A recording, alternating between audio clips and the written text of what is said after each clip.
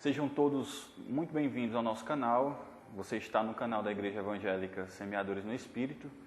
Meu nome é Iago Cruz e eu quero saudá-los com a paz do nosso Senhor Jesus Cristo. Meus irmãos, antes de prosseguirmos no nosso estudo, oremos ao Senhor. Senhor nosso Deus, queremos te agradecer por esse tempo, pelo privilégio de estarmos diante da Tua Palavra, de poder ouvir a Tua voz e de poder aplicá-la aos nossos corações. Que o Senhor nos ajude a viver a Tua Palavra, viver na prática da Tua Palavra, e que o Senhor nos exorte, nos console, e que a Tua Palavra possa trazer a transformação necessária às nossas vidas, ao nosso contexto. Oramos ao Senhor em nome de Cristo, o nosso Senhor. Amém. Meus irmãos, hoje nós vamos dar início ao nosso terceiro estudo da carta ou do livro do profeta Abacuque. Nos nossos dois primeiros encontros, nós vimos a parte introdutória, falando de aspectos gerais do livro do profeta Abacuque. No nosso segundo encontro, nós tratamos da primeira divisão deste livro, que fala do questionamento de Abacuque, que está no capítulo 1, do verso 1 ao verso 4. Nós vimos o verso 1 e verso 2 no segundo encontro.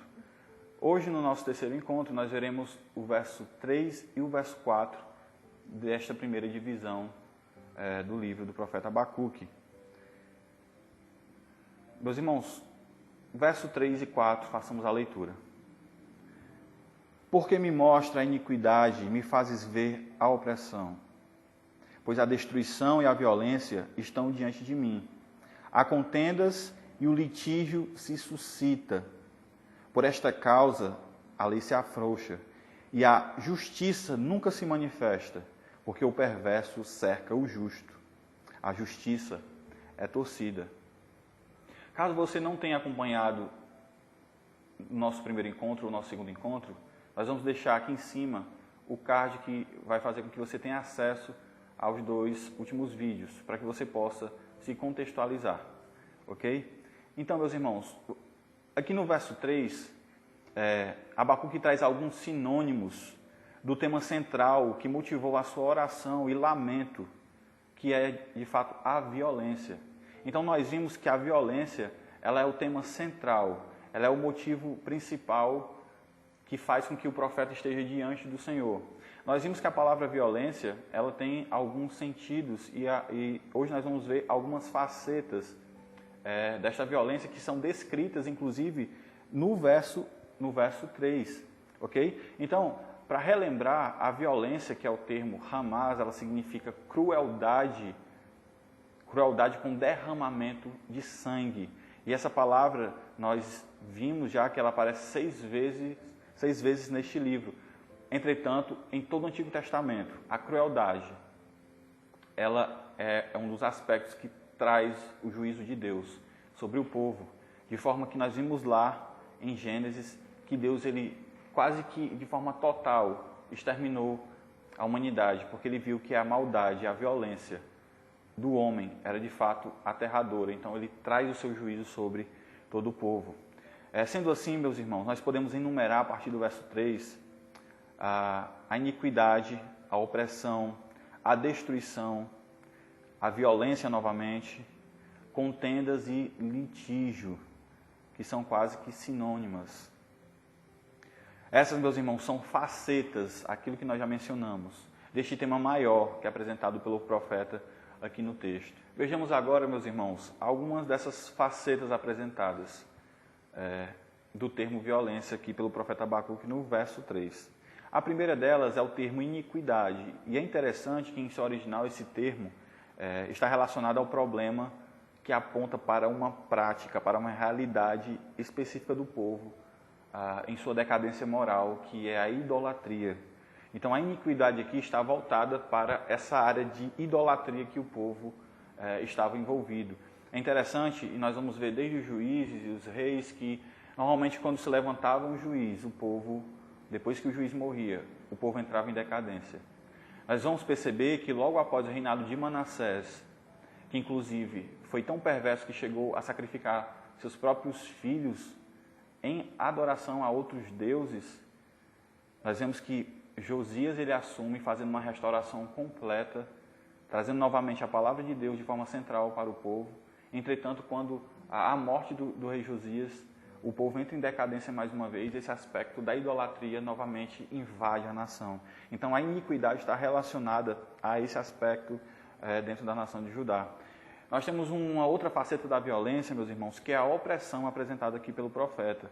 E aqui vai tratar de um relacionamento, de um tratamento indevido por parte de determinados indivíduos para com outros, principalmente no que diz respeito ao trabalho. Pessoas eram obrigadas a trabalhar por um salário que não condizia com a carga e com o tempo que eles estavam trabalhando. Eles eram de fato abusados. E a situação econômica, a situação espiritual, a situação moral era tão degradante, meus irmãos, que as mulheres chegavam a se prostituir, eles passavam de fato por muitas necessidades, pessoas chegavam a morrer, crianças chegaram a morrer por falta de alimentação, inclusive.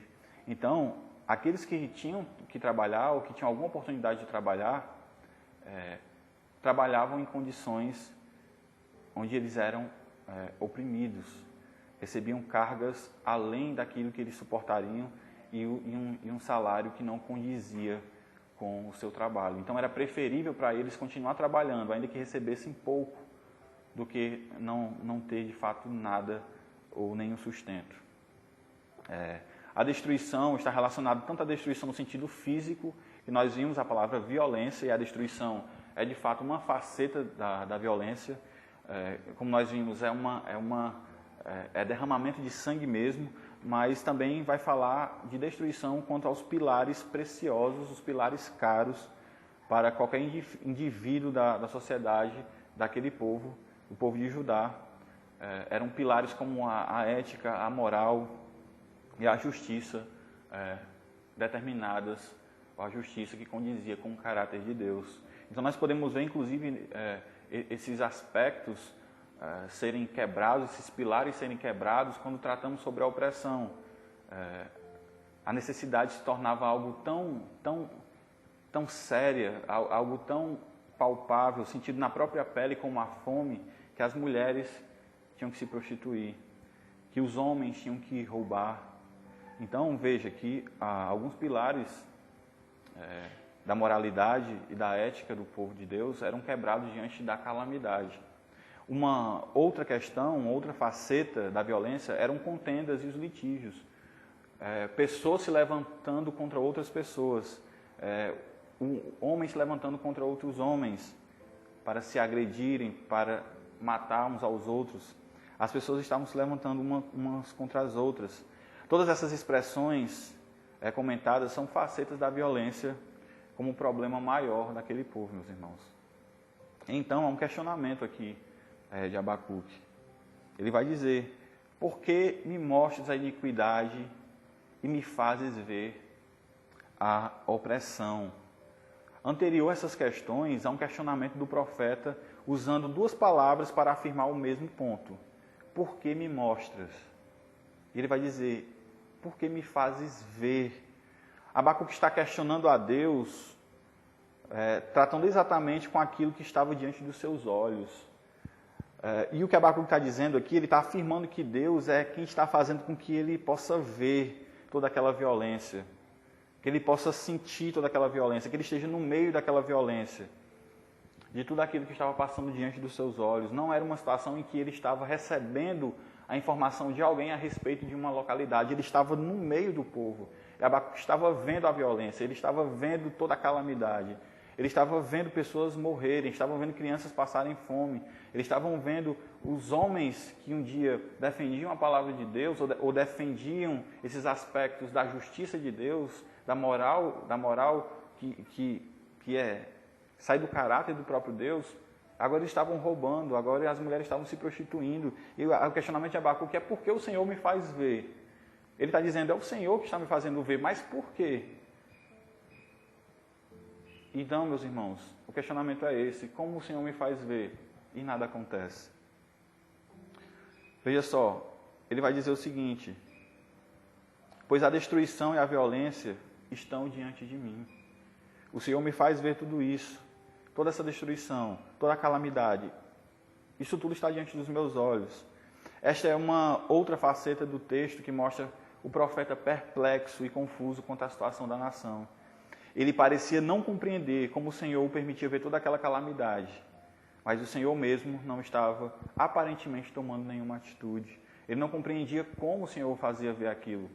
Entretanto, ele não via nenhuma ação aparente do Senhor. Como resultado de toda essa calamidade, meus irmãos, como resultado de toda a iniquidade, de toda a opressão, de toda a contenda, de todo o litígio, Abacuque vai dizer no verso 4, por esta causa a lei se afrouxa. E é interessante entendermos essa parte, porque nesse tempo a lei que havia sido dada por Deus como padrão de conduta no meio do povo, não estava mais servindo para isso. Aqueles que eram responsáveis, ou seriam responsáveis pela aplicação da lei, não faziam como era devido. Então a lei de Deus agora não estava mais sendo utilizada. A injustiça e a violência tomou conta da nação de uma forma que a lei, a normativa que deveria estar sendo colocada em aplicação à conduta do povo, não estava mais sendo. Nós vimos no nosso primeiro encontro que o profeta ele surge exatamente quando o rei ele não aplica a lei e aqueles que eram responsáveis por essa parte mais religiosa do povo também tinha sido corrompido. Então a sociedade estava corrompida de uma forma geral. Por isso Deus levanta o profeta. E nessa situação, o que nós entendemos, que Abacuque vai dizer o seguinte, quando ele diz que a lei se afrouxa, o sentido dessas palavras estão relacionados a algo que perdeu a função. A lei está frouxa, a lei não tem mais a sua função no meio do povo. A lei deixou de ser utilizada, a lei adormeceu. E como consequência de não haver lei, meus irmãos, ele vai continuar dizendo, e a justiça nunca se manifesta. O fato de não haver justiça no meio da nação, o fato da calamidade, dos males se apoderar de toda a situação, é exatamente porque a justiça ela não se manifestava. Aqueles que deveriam aplicar não estavam aplicando. Na verdade, estavam entregues à própria injustiça. Ele vai dizer, por tudo isso, porque a lei se afrouxou, a lei não está mais sendo utilizada, a lei não está mais sendo aplicada, a justiça não pode ser manifestada.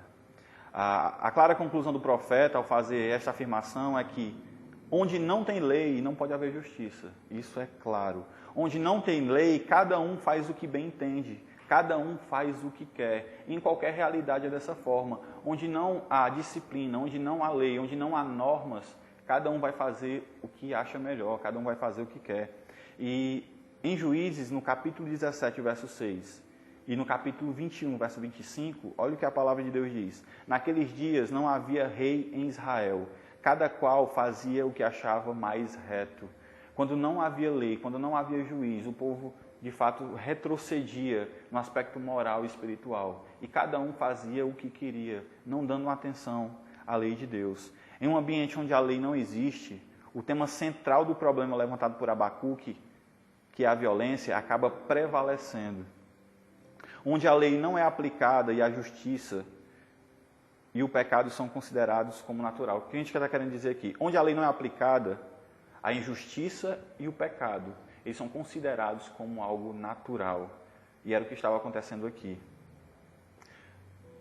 Não havia justiça, não havia lei sendo aplicada, os líderes responsáveis por isso estavam entregues à injustiça e ao pecado, de forma que o natural não era a justiça, e sim a injustiça. O natural não era a santidade, e sim o pecado para aquela nação naquele momento. E por consequência disso, meus irmãos, Abacuque vai continuar dizendo no verso 14, porque o perverso cerca o justo. Vamos ler. Por essa causa a lei se afrouxa e a justiça nunca se manifesta, porque o perverso cerca o justo. Uma das formas que nós podemos entender até de uma forma mais clara é que aqueles que estavam mantendo um bom relacionamento com a lei acabavam sendo cercados pelos perversos. Como se aqueles que estavam cumprindo a lei fossem os equivocados ou fossem os errados. A situação era tão difícil naquele momento de injustiça e pecado, que aqueles que buscavam uma vida de acordo com uma lei e o caráter de Deus, eram tidos pela nação como pessoas erradas. E aqui nós vamos entender que a palavra cercar traz uma ideia de estar cercado por uma multidão. Esta é uma expressão utilizada para dizer que aqueles que estavam vivendo a partir da lei, os perversos, os injustos, eram a maioria esmagadora, meus irmãos. Se existia uma maioria ali na nação, era a maioria de perversos e de injustos. O que fazia com que o profeta observasse claramente que ele estava cercado pelos injustos e pelos perversos. Era assim que ele se sentia. A lei não é aplicada, os perversos estão cercando os justos, e a conclusão disso tudo é que a lei é torcida. Se não há aplicação, se não há quem aplique, se é uma maioria esmagadora que está cercando aqueles que tentam aplicar a lei, eles conseguem torcer a lei para fazer exatamente o que eles querem. Como resultado desta maioria esmagadora de perversos, aquilo que era considerado errado pela lei estava sendo vivido como se fosse verdade e uma lei. A lei era o que cada um achava correto. E a lei de Deus não estava sendo vivida, muito pelo contrário. Aquilo que era em desacordo, aquilo que estava em desacordo com a lei de Deus, era o que na verdade era colocado em prática por toda aquela multidão de injustos e perversos que acabavam distorcendo a lei. Meus irmãos, nesses nossos 3 primeiros encontros, nós tratamos sobre essa oração do profeta. Essa primeira oração que está no capítulo 1, do verso 1 ao verso 4. Nós concluímos a primeira parte desses 3 primeiros vídeos, onde tratamos do primeiro ponto das 5 divisões do livro, que é exatamente o questionamento do profeta. Vimos do verso 1 ao 4, em 3 vídeos, contando com uma introdução ao livro.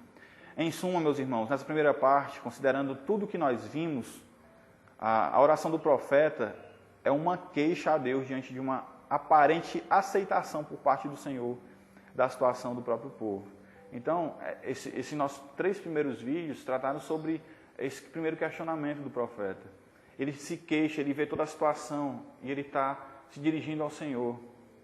Senhor, por que está acontecendo? E ele fala, a lei está dessa forma, o povo está nessa situação. E o grande questionamento é por que o Senhor não está agindo, se o Senhor me faz ver e se o Senhor me coloca aqui no meio. A nação aqui é descrita por Abacuque como um povo que abandonou a lei de Deus, que torceu a lei, que estava vivendo em uma espécie de barbárie, em uma enorme violência. A pergunta de Abacuque é, se este é o teu povo, por que o Senhor não o salva? Por que o Senhor não ouve os seus profetas? Por que o Senhor não faz nada? É claro que esse é um primeiro momento. Abacuque vai entender tudo com o passar. Nós vamos entender que Abacuque vai entender com o passar do nosso estudo. Meus irmãos, para concluir com algumas aplicações, a primeira delas é a seguinte: a melhor maneira de não andarmos como perversos sem lei é andarmos diariamente à luz das sagradas letras. A Bíblia tem resposta para todas as questões da nossa vida, família, trabalho, amizade, finanças, todas as áreas da nossa vida. A Bíblia tem uma resposta. Nós não podemos andar como perversos ou como injustos, meus irmãos. Nós não podemos aplicar a lei à nossa família ou à igreja de acordo com o que eu acho que é, com o que eu penso que é. Nós vimos que essa é uma atitude de ímpios, de injustos e de perversos. A igreja ou o povo de Deus anda pelo que a lei de Deus diz, ainda que seja em desacordo com o que eu acredito. Não deve ser o que eu penso. E aí, meus irmãos, nós entendemos que a palavra de Deus ela tem resposta para todas as nossas demandas. A marca de um perverso, como vemos no livro, é a injustiça. Em contrapartida, a característica, o que caracteriza o justo é a santidade e o amor pela verdade de Deus e a sua justiça. Se o injusto e o perverso é caracterizado pela injustiça, pelo torcer a lei de Deus ou se afastar da lei, a característica do justo e daquele que faz parte do povo de Deus é a santidade, é o amor pela verdade, é o amor pelo Senhor. Meus irmãos, aqui nós concluímos o nosso terceiro encontro, concluímos a primeira divisão do livro de Abacuque. E nós nos vemos agora no nosso próximo encontro, nosso 4º encontro, onde nós vamos tratar agora a respeito da resposta de Deus ao questionamento de Abacuque. Nós ouvimos nos 3 primeiros encontros a oração e o questionamento do profeta. Agora nós veremos o Senhor responder ao profeta, ok? Se você tem sido abençoado pelo nosso canal, se você tem sido abençoado pelo conteúdo que aqui é colocado, deixe o seu gostei, compartilha esse vídeo, se inscreva e também motive outros a se inscreverem no canal, porque você nos ajuda dessa forma e faz com que o conteúdo ele possa ser expandido. Ative o sininho para que você também possa receber todas as atualizações quando os vídeos forem publicados. Meus irmãos, até o nosso próximo encontro. Fiquem todos na paz. Amém.